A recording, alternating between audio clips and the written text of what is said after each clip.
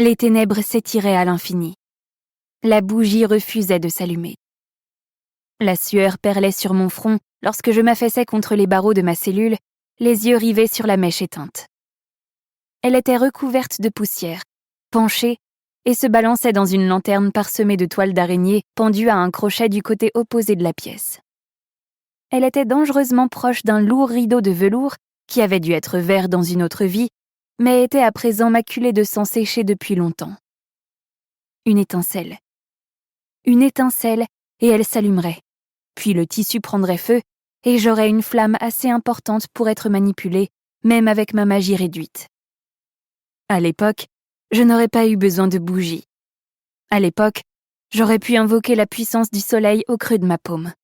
J'aurais pu tout brûler afin de sortir d'ici. Les vampires n'étaient jamais tout à fait préparés à ces rayons, et ils ne s'attendaient pas à ce qu'ils émanent de moi, une petite vampire aux grands yeux et au sourire radieux. Ce point précis me donnait toujours un avantage. Je passai le bras à travers les barreaux. Un souffle tremblant s'échappa de mes lèvres, tandis que les gouttes de sang composaient une jolie mélodie en tombant sur le sol. Je tentais d'invoquer la magie qui m'était autrefois aussi naturelle que respirer. Je tentais d'implorer le Dieu qui m'avait jadis choisi. « Je vous en prie, ma lumière », suppliai-je. « Je vous en prie. » Mais cela faisait plus d'1 an qu'Atroxus n'avait pas répondu à mes appels. Plus d'1 an que je n'avais pas senti la chaleur de sa magie au bout de mes doigts. Chaque essai couvrait ma peau de nouvelles brûlures, comme pour me narguer. Quel autre cadeau le dieu du soleil pourrait-il offrir à un vampire?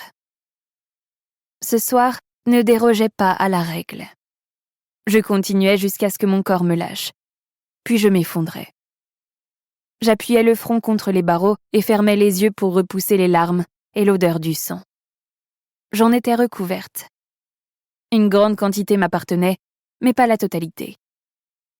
Les soldats de la maison de l'ombre avaient aussi tué un marchand en venant me chercher. Je voyais encore l'expression sur son visage quand la flèche des descendants de l'ombre lui avait transpercé la gorge. La façon dont ils avaient négligemment écarté son corps en fondant sur moi. Il s'était montré plus gentil envers moi que je le méritais. Peut-être avait-il eu pitié d'une vagabonde crasseuse et perdue au milieu de nulle part. Comment m'avait-il retrouvée? J'étais seule depuis des mois et je veillais à laisser le moins de traces possible. Bien sûr, des 3 royaumes vampires, la maison de l'ombre se distinguait dans l'art de l'espionnage. Ils vendaient des secrets, des émotions, des connaissances. Si on avait besoin de débusquer un criminel, les descendants de l'ombre étaient les candidats tout désignés. Pourtant, je me trouvais encore à des kilomètres de la frontière. Et j'étais seule. Ils étaient venus me chercher comme s'ils savaient exactement où je serais. Mais bon, je n'étais pas n'importe qui. J'avais assassiné un prince de la maison de l'ombre. Je n'étais pas stupide. Je savais qu'il finirait par me rattraper. C'était bien pour ça que j'avais quitté la maison de la nuit, non? Pour protéger mes amis des conséquences de mes actes. C'était toujours ça de prix.